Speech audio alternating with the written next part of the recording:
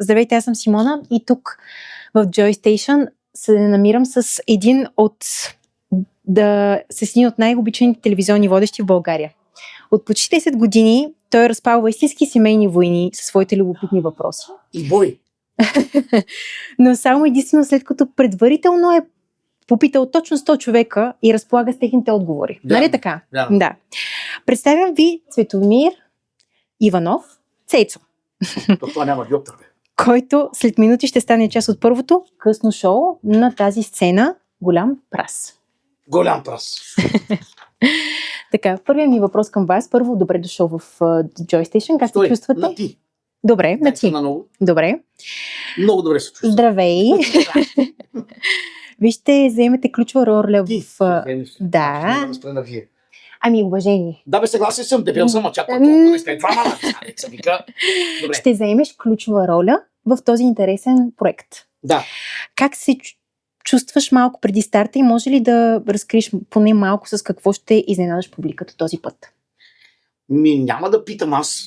Ще ме питат мен, защото по принцип аз задавам въпроси, попитахме 100 човека, бла-бла, дрън-дрън. Mm-hmm. Днес обаче Ники ще ме пита някакви неща и аз ще трябва да му отговоря.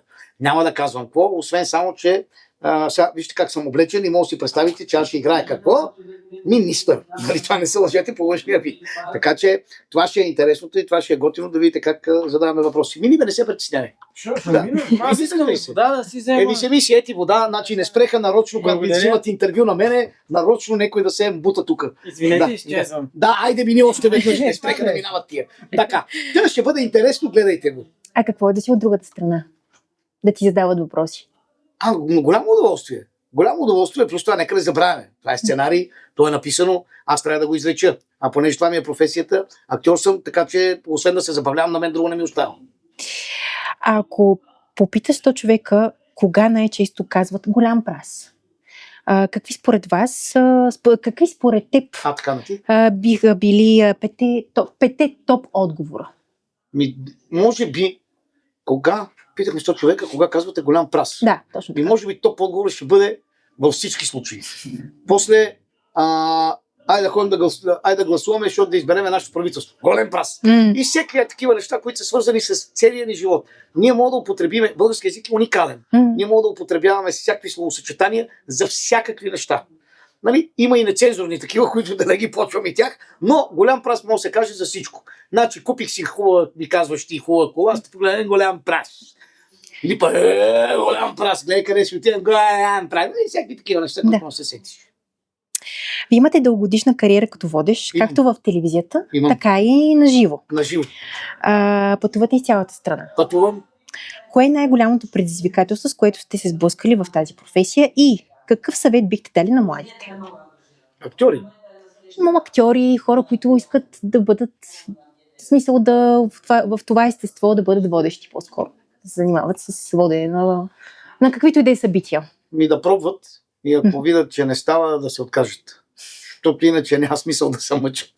Нали? Деца вика, трябва да ти идва отвътре да си водиш и естествено много работа. Без работа не става. Едно е да е отвътре и после и работа. И работа.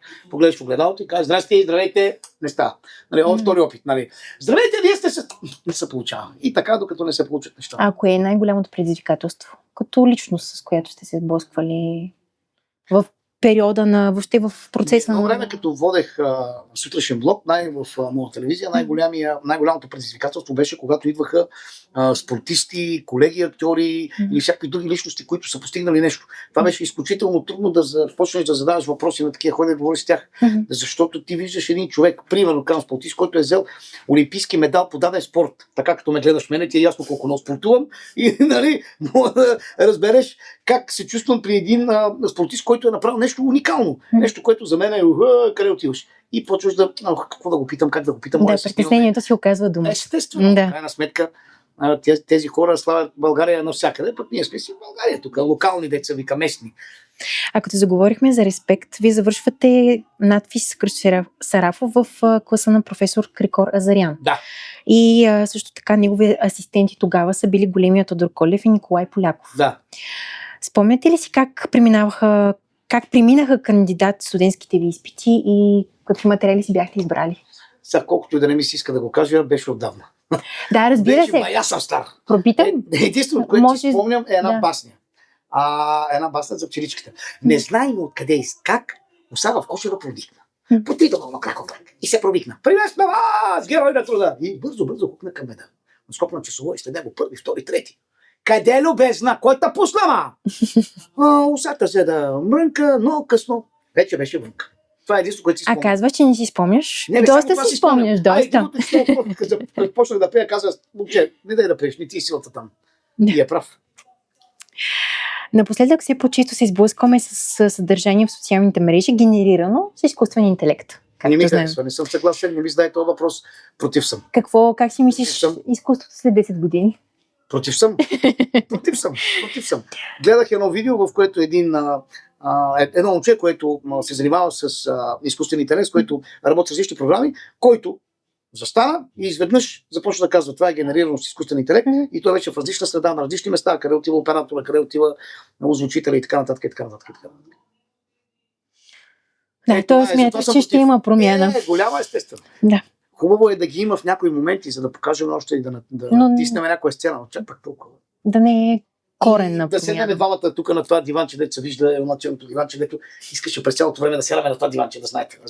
На това диванче, да се направи. Да, моя да се изправим. Те пари са щяга са. Добре, както и да е, да.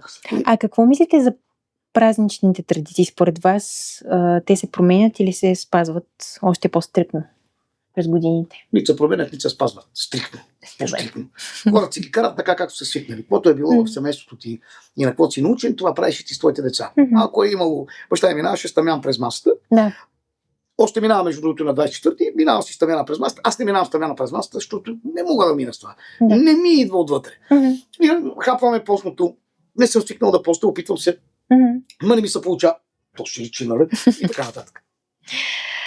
Сега ще... Чудата и свеждам по-интелигентно. Дай още, дай сега някой Да, сега отправям още едно предизвикателство. няма нужда, стигаме толкова. Ако животните можеха да пишат, Да. какъв коледен поздрав в социалните мрежи биха изпратили към хората? Биха написали, оформили и така нататък. Върнете ни гората, уйдете си в града. Пустете ни на мира, спрете да сечете дървета. Биха написали някои животни. А сега минахме през миналото, през Да. бъдещето, през настоящето. Така ли мина? Еми, Аз къде бях? спрямо въпросите, Аз това въпросите така, разбрах. Да. И минахме през времето. си взема бобози. Заедно. Интересно ме какви цели си поставил за 2026. Никакви. Нито професионално, нито лично. Да ям, да пия, да се забавлявам. Толкова ми остана.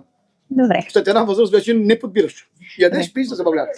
Пожелавам ти една много успешна година. Благодаря! Успех на всички, да сте усмихнати и здрави, заобиколени от много приятели. Смейте се и се веселете, защото не се знае